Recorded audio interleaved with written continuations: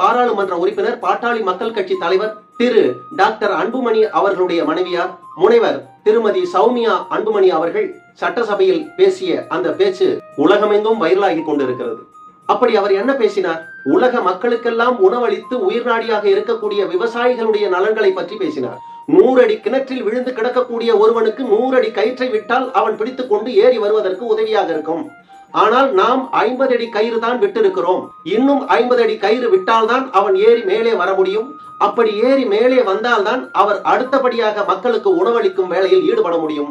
இன்று நம் மேஜைக்கு வந்து நாம் அன்றாடம் உண்ணக்கூடிய உணவு பல லட்சக்கணக்கான விவசாயிகள் சிந்திய ரத்தத்திலும் வியர்வையிலும் உருவாகி வந்த உணவு.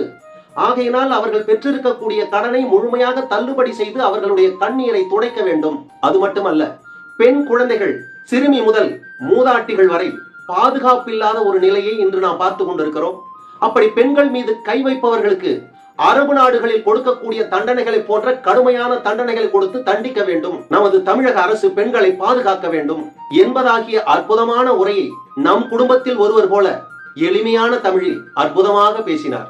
இவர் பிறக்கும் போதே செல்வாக்கு மிகுந்த பண்ணையார் குடும்பம் போன்ற குடும்பத்தில் இளவரசி போல் பிறந்தவர். இவர்களுடைய பெற்றோர்கள் அரசியலில் மிகப்பெரிய ஜாம்பவான்களாக இருந்தவர்கள்.